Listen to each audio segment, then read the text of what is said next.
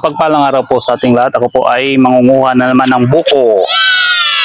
Kami po ay kuha ng buko para sa aming merienda sa mamayang hapon.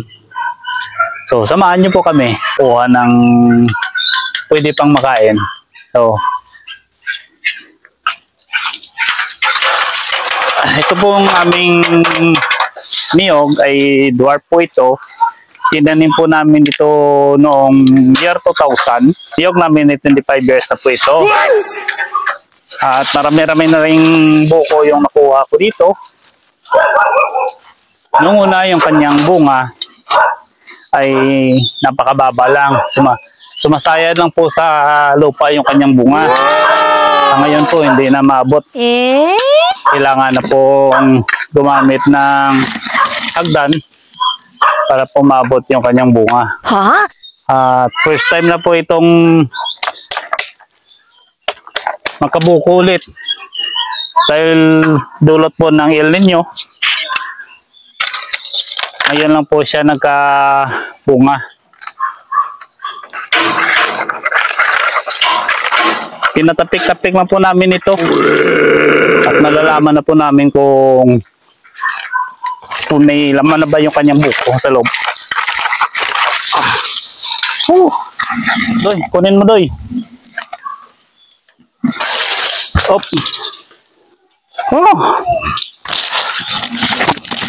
Maraming itim na subay.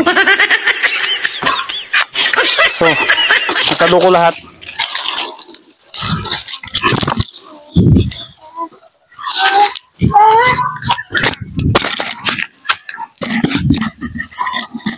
Naligo po ako ng itim na subay po. So, mabuti na lang at hindi yung subay na tinatawag naming bahaw-bahaw. Yung bahaw-bahaw ay maliit pero sobrang sakit kung makakagat.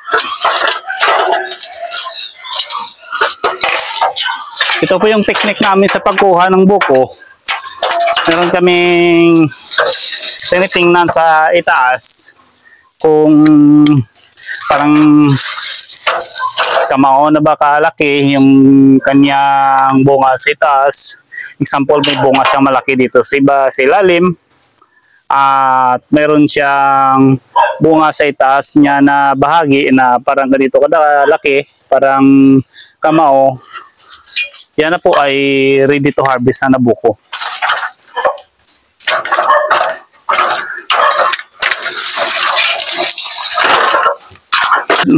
Katulad niya itong sinasabi ko, ito yung malaki at yun yung kasunod niya. Makikita ba? Makikita doy, focus doy. Yung sa iba taas, kanyang kalaki. Ito yung sa ilalim niya. Pag tinatapik namin, malalaman namin na may laman na kasi yung impact sa kabilang kamay ay iba na. So, doy tumabi ka doy, baka mahulugan ka ng buko.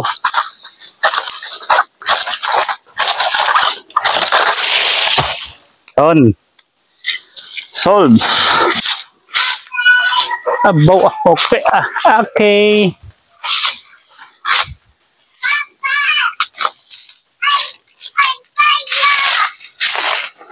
Tingnan ko na muna natin dito kung mayroon ba tayong pwedeng makuha. Kailangan po natin mag-ingat. Dahil minsan lang po tayong mahulog at hindi na po mababalik ulit. Oh, mataas.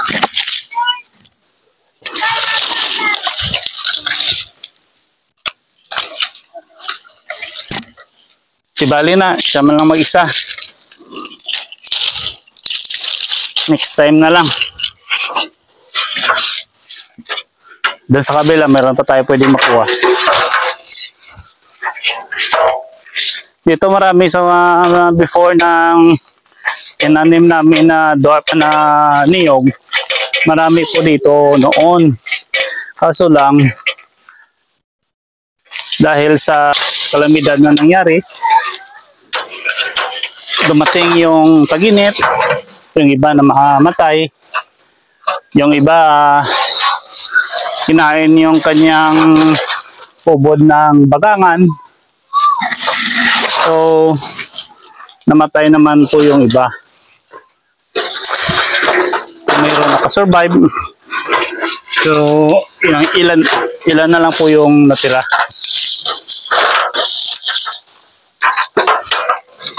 Ito at may makuha tayo yung marami-raming buko dito.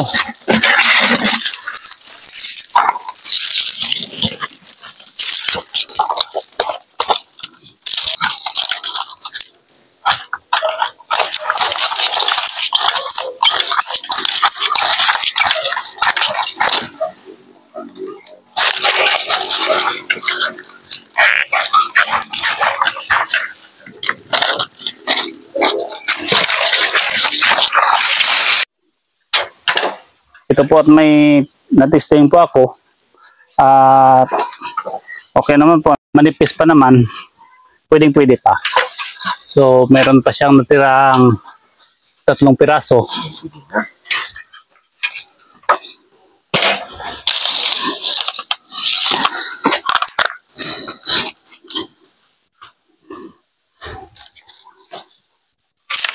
Ito po at kailangan ko pong umakyat dito sa kanyang puno dahil mataas na po siya.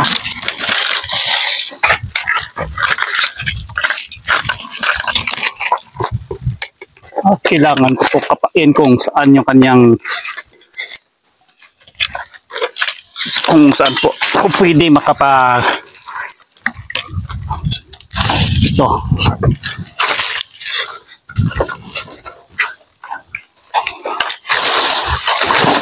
Isahin ko lang po itong pagkuha. Kasi masakit na yung paa ko.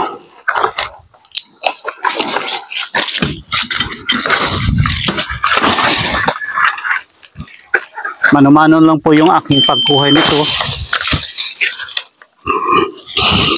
Dahil mahirap siyang putulin sa itaas. Nakatago yung kanyang katawan ng kanyang buwig. So, mahirap nang putulin sa itaas. Hindi ko makita. So mayroon po akong 4 na piraso nakuha dito. Nauna ko na yung ginawa yung isa. Binuksan ko kasi parang diskumpiyado po ako na may laman kasi nakuha na po ito ng aking pamangkin. Pero matanda yung kanyang nakuha. Hindi na nakuha yung tamang buko. Ito po. Ito na po lahat yung aming nakuhang mga buko. 14 na piraso po yung aking nakuha. Yung 2 binigay ko sa aking pamangkin.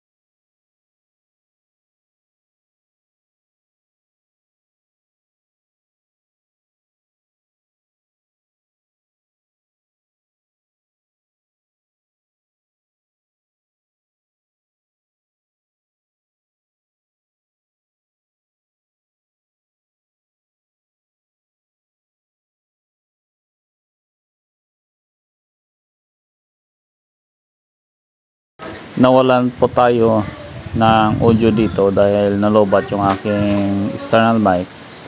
So ito pong aking ginagawa, ito po yung matanda ng buko. Ito po ay hindi na kayang kunin ng kutsara dahil makapal na po yung kanyang laman. So binalatan ko po, bala ko sanang kunin siya na buo sa loob dahil matagal na po akong hindi nakapag-practice ng ganitong proseso.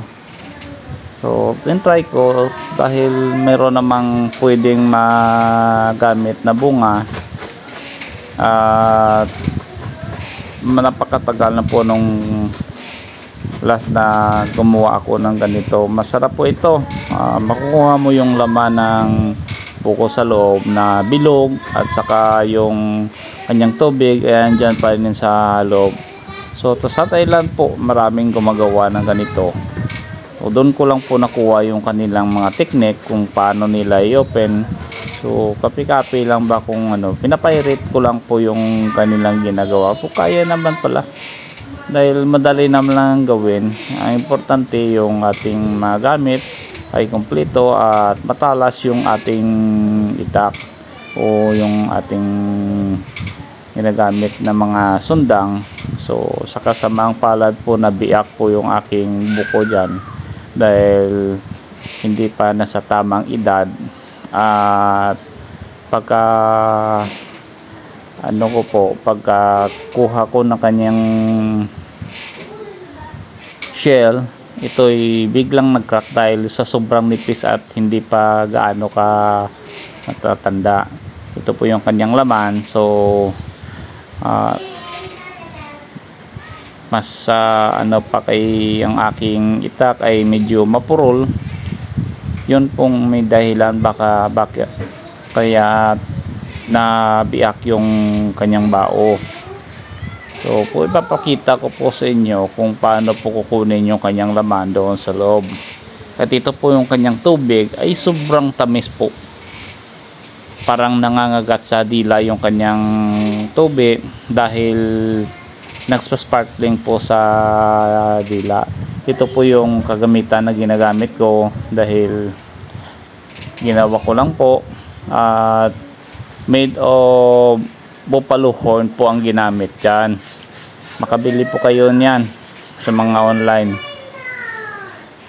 Ito ay ginawa ko na para sa aking personal para hindi na ako bumili. May available naman po kami ditong mga sungay ng kalabaw. So gumawa na lang ako. Madali naman pong gawin ang ganyang mga tools.